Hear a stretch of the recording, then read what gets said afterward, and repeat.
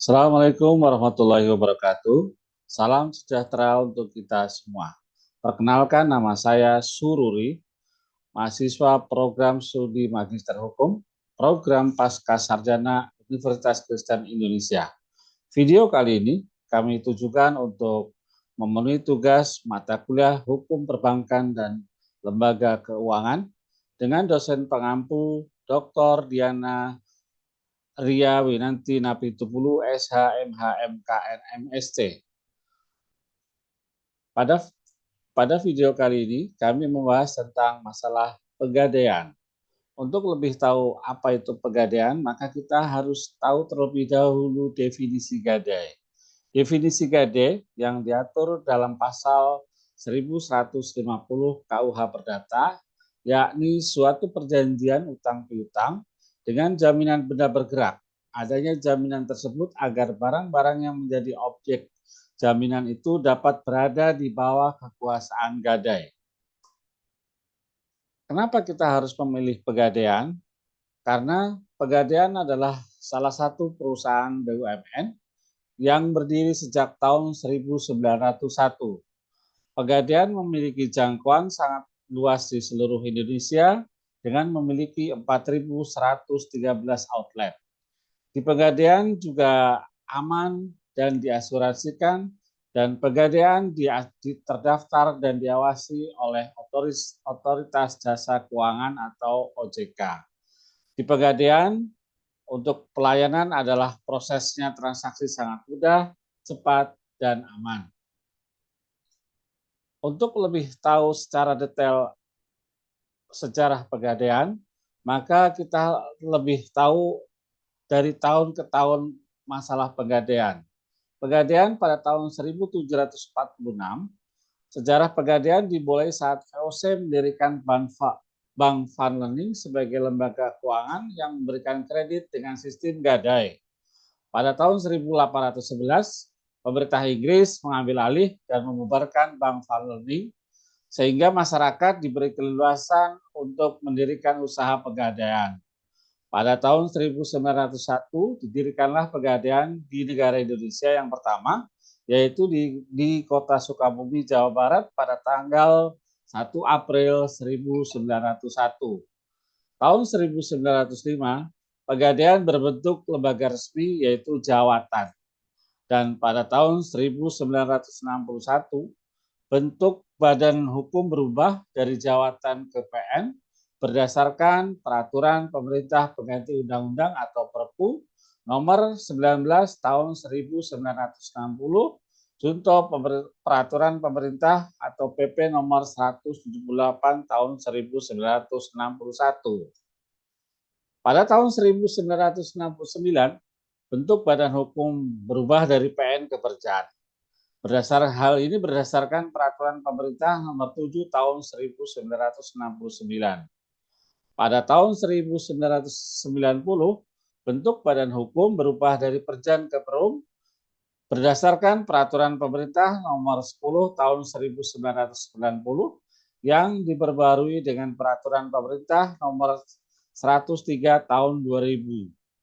Pada tahun 2012, bentuk badan hukum berubah dari Perum ke Persero pada tanggal 1 April 2012 berdasarkan peraturan pemerintah nomor 51 tahun 2011.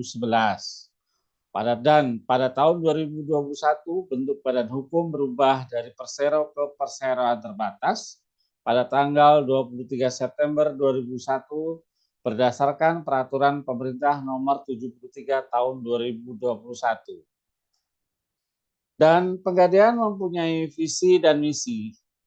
Untuk visi Pegadaian adalah menjadi the most value financial company di Indonesia dan sebagai agen inklusi keuangan pilihan utama masyarakat.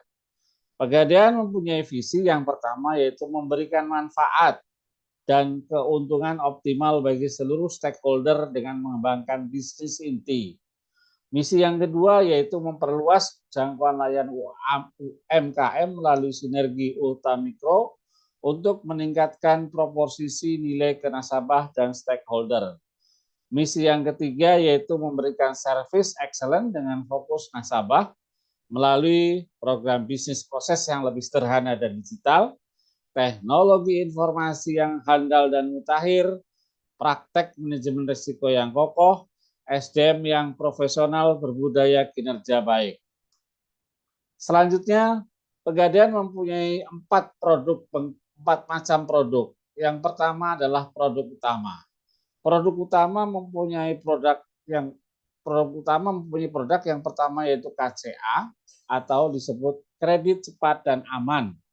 Merupakan kredit dengan sistem gade yang diberikan kepada nasabah semua golongan untuk kebutuhan konsumtif maupun kebutuhan produktif. Produk utama yang kedua yaitu Kasida, yaitu kredit yang diberikan kepada UMKM untuk mengembangkan usahanya. Produk utama yang ketiga yaitu Kreasi, yaitu kredit yang diberikan kepada UMKM dengan sistem fidusia, yaitu cukup dengan BPKB sebagai jaminan. Produk Pegadaian yang kedua yaitu produk syariah. Produk syariah yang pertama yaitu Rahan, yaitu pembiayaan dengan sistem syariah dengan proses cepat, aman, dan barang jaminan berupa emas, perhiasan, berlian, dan barang elektronik, sepeda motor, ataupun mobil. Produk syariah yang kedua yaitu Amanah, yaitu pembiayaan untuk memudahkan pembelian kendaraan bermotor untuk karyawan dan pengusaha mikro.